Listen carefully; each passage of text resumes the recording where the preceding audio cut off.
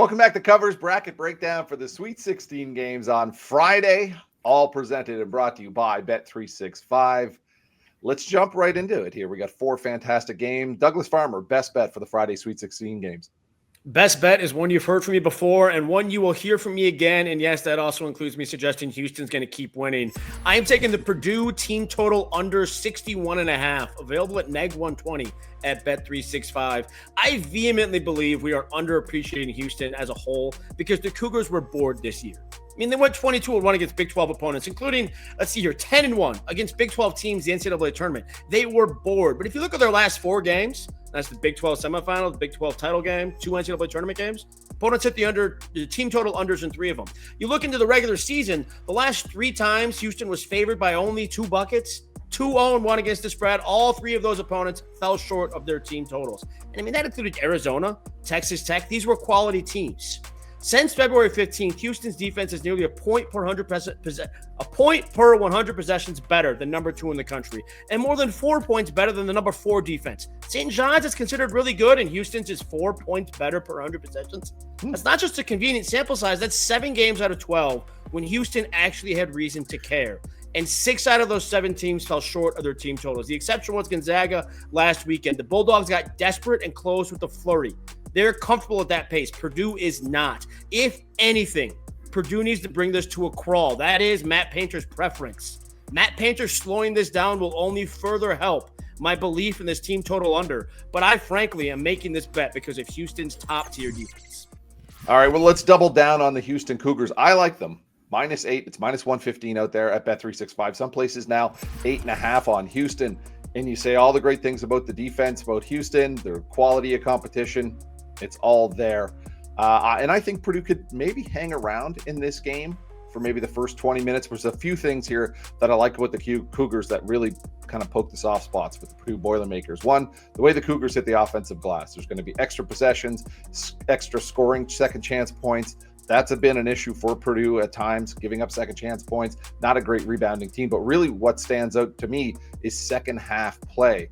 Purdue, pretty strong start so far in the tournament. However, we've seen McNeese make a run in the second half. We've seen High Point come out and score some points in the second half. When we look at Purdue, they're not a great second half defense. Houston, of course, Doug, you spoke their praises, right? They're out there at like the number 8 second half defense in the country. Purdue, however, do you want to know where Purdue sits in terms of second half defensive rating? I don't think it's going to be good. It's 338 in the country in second half defensive rating. Houston is so good at coming out of halftime, making adjustments, and then having that defense just wear on you for another 20 minutes, and then flipping points off of turnovers, making runs in transition, hitting threes. I like Houston to pull ahead there in the second half and cover the 8. Rohit, are you showing some love for the Cougars, or what do you got for the best bet? Best bet, I'm looking at another team, one of the teams that you like, to be honest, Michigan State. I know that you're a bit of a Sparties fan at times, and I like them to cover as short favorites, -3.5 against Ole Miss. Now, this is a pretty big relative adjustment in the Rebels' odds from their previous game against Iowa State. If you look at the KenPom ratings, Michigan State checks in at number 7. Iowa State is slightly behind them at number 11. But the Cyclones were 5.5-point favorites without Keshawn Gilbert. Now you're looking at the Spartans and you're getting them at -3.5. I think that's a little bit of value there. I did like the Rebels against the Cyclones, but I think this is a really good spot for the Spartans. Spartans don't allow a whole lot of shots at the rim, and they have the number 1 3-point defense in the country. So they're going to force the Rebels into a lot of low percentage mid-range shots. And we've seen the Rebels in a lot of their games, they kind of resort to those short shots to begin with. So I think you're going to see those tougher shots. You're going to see a really low scoring game from the Rebels here. And the other big thing, of course, is rebounding. Rebels are one of the worst rebounding teams among all high major schools, 318th in the country in rebounding rate. Spartans, 2nd.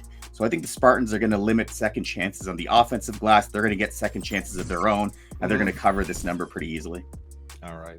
I like that because I have a player prop when it comes to Michigan State coming up. So, and a lot of it hinges on what Doug talked about earlier in the tournament, which is Ole Miss and our rebounding totals against Ole Miss and how they are the worst rebounding team in the SEC. It's embarrassing. All right. Let's go to the player spotlight, player props. Douglas, player props here for the Friday games? I am jumping to the other half of the Midwest Regional, Kentucky, Tennessee. I am doubting Zakai Zeigler pretty aggressively here. You can get under 1.5 made threes at plus 145 at Bet365. If you've learned anything about me in the last few weeks, it's that I love finding me a plus money prop. Plus 145 is too good for me to turn down. Tennessee is the slowest team in the SEC this year. Kentucky was the second fastest, behind only Alabama. But in their first two meetings this year, the pace tilted pretty clearly toward Tennessee. Still lost both those games. My instinct here is Rick Barnes is going to overthink this third meeting and try to slow it down even further. Tennessee's first two NCAA tournament opponents were thrilled with that suggestion, so Barnes has that encouraging him to dig his heels in. And even if he doesn't, Zeigler went 1 of 13 from deep against Kentucky this season, including 1 of 11 in the first matchup. He didn't shoot badly. They were bad looks. Kentucky's defense has even gotten better since then. Since losing wing Jaxon Robinson to a hand injury, Kentucky's defense has improved by nearly 6 points per 100 possessions, adjusting for opponents in about a month and a half since. Zeigler's best case may be bad looks against an underrated defense. His worst case, and quite possibly a Rick Barnes adjustment, is abandoning the three-pointer altogether in an attempt to try something new against Kentucky to avoid going 0-3 against the Wildcats this year. Plus 145 is just too rich for me to turn down. All right. Sounds pretty good. You put that little plus next to it. And two teams that know each other so well, and usually that pans out to some good defense too. Rohit, what do you like for player props here on Friday? Going back to that Purdue-Houston matchup, I like the under 3.5 rebounds for Caleb Furst. Now, he went below this number in 9 of his last 15 regular season games, and that was when he was averaging more than 22 minutes per game. He's had his minutes significantly cut back in the tournament. This guy's a black hole on offense. He can't finish around the basket, doesn't protect the rim. So we have seen his playing time kind of tick down in the tournament when you see the team's best players on the floor, because he is a bit of a liability. He had just 9 minutes and 2 rebounds in the first round, had just 12 minutes in the second round against McNeese. Now he's going up against a Houston team that plays at one of the slowest paces in the country and is in the top 25 in rebounding rate. I don't think he's going to be on the floor a whole lot, and when he is, he's not going to grab a lot of boards. Right now, that's at minus 140. Open at about minus 120. So definitely some money coming in on that prop, but I still like the value there. All right. And I've got 2 player props. Both are in the South, both Big Ten teams here, and both teams from the state of Michigan. First, Michigan State forward Jaxon Kohler. I'll get a little SGP with him. I'm going 5+ points, 7+ rebounds. It's plus 140 at Bet365. Kohler, a 7-7 guy on the season, 6'9" forward, takes on this underside Ole Miss lineup. And like we talked about, the Rebels, a terrible rebounding team, 313th in opponent defensive rebounds. MSU hits the glass and hits it hard on both ends, so I expect a lot of offensive rebounds and those putbacks from Kohler. It's like a 2-for-1 right there. You get some points, you get a rebound. Player projections for him, 8+ points, 9+ rebounds from Kohler. So I like his 5+ points, 7+ rebounds. You put it all together, plus 140. And then going to the Michigan Wolverines, their point guard, Trey Donaldson, playing some great basketball right now, and really the spark behind this run.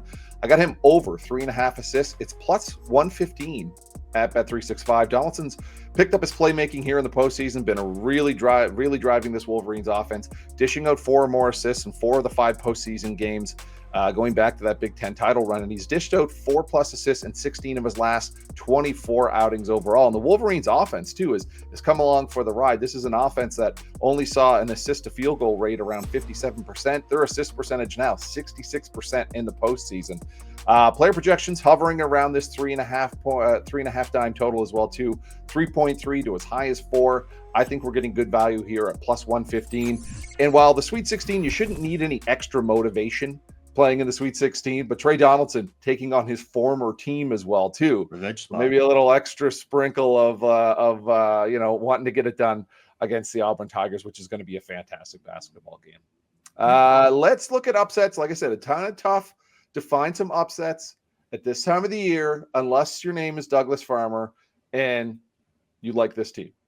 Well, I'm going to keep finding upsets every single day, and for the most part, I've been succeeding. You got that Michigan State cover against New Mexico. You win that round, but otherwise, I've been enjoying these, and I feel stronger and stronger about doubting Rick Barnes Friday night. I have heard two arguments against betting Kentucky this week. Kentucky available at plus 165 at Bet365. Those two arguments are, first of all, a lot of people say it's hard to beat a team 3 times in one season. Mm-hmm. Let me assure you, Rick Barnes has lost to a team 3 times in one season, 8 times in his career. It's old habit for Rick. Don't worry about it. Even worse, when he loses the first 2 games against somebody, he's 1-8 outright in the third. Going back as far as I can on the covers database, he is 1-4 against the spread in the last 5 of those matchups. I note that to assure you, he fails against expectations even if his team is outmatched. Speaking of Rick Barnes failing against expectations, let's just note the obvious. He is disappointed compared to his seed in the NCAA tournament in 4 of his 6 trips with Tennessee. Now, to be fair, he lived up to a seed in each of the last 2 seasons. Congrats, Rick. You failed when you were expected to. The second argument against Kentucky is folks saying it's just been 3-point variance getting Kentucky the 2 wins against Tennessee this year. It's not 3-point variance when that has been who you are all season. And it's who Tennessee has been all season. Sure, 11 of 45 from deep in the first matchup was really bad, but Tennessee's not a good shooting team. They make only a third of their threes while taking them on nearly 43% of their field goal attempts in SEC play. Kentucky's defense likes encouraging those bad shots. Meanwhile, Kentucky was maybe the only good shooting team in the SEC this year, making nearly 40% of its threes in conference play, taking them on nearly 42% of attempts. Sure, shooting 12 of 24 in both games against Tennessee seems aggressive, but what, their average would have been 10 of 24? Making 2 more threes is nothing outlandish. It was just typical statistical variance, nothing to really panic about. So when people tell me, oh, Kentucky can't keep shooting like that, or Tennessee won't shoot that badly, no, they have all season. This is who they both are. The math problem here is one-sided. There's a slight crowd advantage with Lexington being that much closer to Indianapolis, and I get to bet against Rick Barnes. Give me that plus 165. I like it. That was a good rant. Yeah, sure. I mean, one thing, too, I'll say is that Tennessee had really stark splits when it came to their 3-point shooting at home. They were actually better at home, and away from home, on the road, or neutral site, their 3-point shooting was just terrible all season. Kentucky was able to score kind of at home, on the road, neutral site, kind of all of those spots. So another reason to like Kentucky there. All right. And Rohit, maybe not an upset, but an underdog. Yeah, not quite an upset. Kind of leads in with that Trey Donaldson talk you gave a little while ago. Mm-hmm. I like Donaldson in that revenge spot, and I like the Wolverines to keep this within that number. Right now, we're looking at the Wolverines at +9. So they're 5-0 straight up and against the spread in their last 5. Peaking at the right time. Really impressed me in their win against Texas A&M in the second round. They out-rebounded A&M by 9 rebounds. They had just 9 turnovers against an Aggies team that usually pushes the pressure. And that's really going to be key in this one because this is a team that has struggled with turnovers for much of the season. But when they take care of the ball, they thrive. They've been doing a much better job of taking care of the ball lately. I like how they've been using Danny Wolf as kind of that point forward. And the Tigers don't play with a whole lot of ball pressure. So I think the Tigers are going to allow the Wolverines to get their offense set up. And from there, it's going to be pretty good for them. They've got Golden. They've got Danny Wolf. Those are 2 guys that can contend with Janai Broome and Dylan Caldwell. There's not many teams that have a pair of big men that can compete with those guys, but the Wolverines can definitely do that. On the other side of the ball, I mean, these guys have been really good on defense. Their no-middle defense takes away inside shots. They're going to force Auburn to rely on its outside shooters. And the Tigers, you mentioned how the Wolverines have been moving the ball better lately, passing better lately. It's been the opposite direction for Auburn. The Tigers haven't been moving the ball well lately at all. Stagnant offensive sets, a lot of ISO. They've gone under their team total in 5 of their last 6.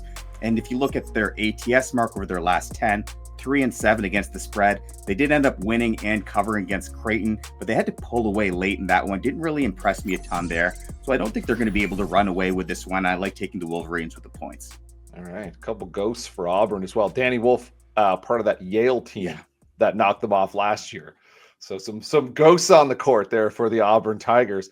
All right. Well, I think that is it for the Sweet 16 Friday game edition of Covers Bracket Breakdown. Of course, all these odds and bets, you can find them at Bet365, and you can find us on X at CoversJLo. You can check me out there, all my analysis and bets. Doug, where can folks find your wagers? At D_Farmer, trying to keep this hot streak going, including on the Covers YouTube at Covers Sports. Yeah, row it. Follow me at X, covers_row. That's covers_RO. All right. So good luck with those Sweet 16 games. We will see you Elite 8 on Saturday. Enjoy the games.